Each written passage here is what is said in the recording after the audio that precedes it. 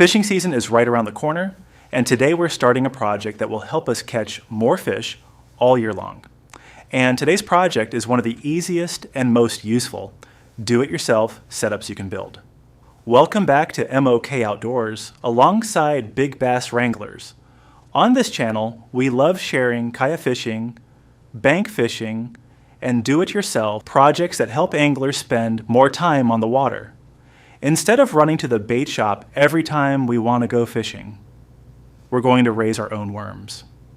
That's right, today we're starting a worm farm. Now, if you fish often, you already know worms are one of the most effective baits you can use. Walleye, bluegill, crappie, catfish. Almost every freshwater species will hit a lively worm. The problem is that buying worms constantly can get expensive, and sometimes the bait shop doesn't even have good ones. But with a worm farm, you can produce your own bait anytime you want. For this project, we're using the Worm Ranch kit from Uncle Jim's Worm Farm. This kit is designed to help beginners start raising worms quickly and easily. It comes with everything needed to start your own worm farm. Inside the kit, you'll find a large worm bin container, starter bedding material, a moisture-retaining burlap cover, detailed instructions, a 3-month supply of worm feed, and most importantly, 2,000 live composting worms. What? That's right. 2,000 worms to start your own colony. Okay! The Worm Ranch bin included in the kit measures roughly 19 inches long, 13 inches wide, and 13 inches high. This gives the worms enough space to live, eat, and reproduce. Before we add anything to the bin, we need to pick a good location. Worms like a cool, dark, and moist environment. Good places include a garage, a shed, a basement, or a shaded outdoor area. Ideally, the temperature should stay between 55 and 75 degrees Fahrenheit. Too hot and worms can die. Too cold and they stop reproducing. So try to keep the bin somewhere with stable temperatures. Next, we prepare the bedding. The bedding acts as the worm's living environment. The kit includes bedding material that holds moisture and provides structure for the worms to move through. Start by placing the bedding into the container, then add a little water. You want the bedding to feel like a wrung-out sponge, moist. Once the bedding is ready, spread it evenly across the bottom of the bin. Now comes the best part, adding the worms. The kit includes 2,000 composting worms, European night crawlers which closely resemble red wigglers, but are a little bit bigger in size. That's what she said. These worms are famous for breaking down organic material and reproducing quickly. To add them, simply place the worms on top of the bedding. Within a few minutes, you'll notice something interesting. They'll start burrowing down into the bedding. That's normal. Worms naturally avoid light, so they'll dig down and settle into their new home. Once the worms are inside the bedding, cover the top with a moisture-retaining burlap cloth included in the kit. This helps keep the bin dark and humid. Most people will then place the lid on top. However, if you read the instructions on this setup, this kit is designed to be an open lid setup for more airflow. With that being said, I will be testing that theory and leaving the top off. And just like that, your worm farm has begun. The Worm Ranch kit includes a 3-month supply of worm feed. This feed helps jumpstart the colony and keep the worms healthy.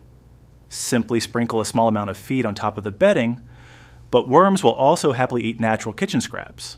Things like fruit peels, vegetable scraps, coffee grounds, and crushed eggshells. However, there are some foods you should avoid. Do not feed worms meat, dairy, greasy foods, or anything heavily salted. Those foods can create odors and attract pests. Start with small amounts of food. As the worms consume it, you can gradually add more. Once the worms settle in, they begin doing what worms do best: eating, digging, and reproducing. As worms break down food scraps and bedding, they produce something called worm castings. Worm castings are basically worm compost. They're packed with nutrients and are one of the best natural fertilizers for plants. But for us as anglers, the real benefit is reproduction. Red wigglers reproduce quickly in the right environment. A healthy worm colony can double in size every few months. That means your starting population of 2,000 worms can eventually grow into several thousand more, which means a steady supply of fishing bait. It's beautiful. The best part about worm farming is how little maintenance it requires. You only need to check a few things. First, moisture. If the bedding starts to dry out, add a little water. I just wanna get you wet, wet. Second, food. Make sure the worms always have something to eat. Third, airflow. Occasionally fluffing the bedding helps oxygen circulate through the bin. That's really it. A few minutes of maintenance each week, and your worm farm will stay productive. For anglers, this is one of the most useful do-it-yourself projects you can build. You save money on bait, you always have fresh worms, and you control the quality of the bait you're using. Healthy worms mean lively bait, and lively bait often means more fish. So, it's been about a week and I just wanted to check and see how the worms are doing. Let's take a look, shall we? The first thing I wanted to do is check the burlap cover and see how it feels. If it's dry, I like to just sprinkle some water over the top of it just to keep it damp, even if the soil looks good. I'll do this at the end once I cover it back up. The first thing I notice is the soil looks great. It's still nice and damp, but not muddy where it could hurt the worms. Now, I will be honest, I'm not sure how to properly fluff this soil, so I will have to do some research on this, as I don't want to hurt the reproduction. Just go away, baiting! As you guys can see though, the worms are alive and well. I will lift this other side and show you what it looks like as well, and move just some of the soil around.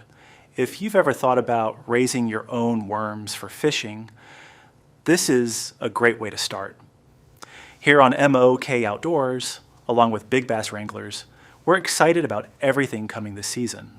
We've got more kayak fishing, BankFishing adventures, and more DIY fishing projects.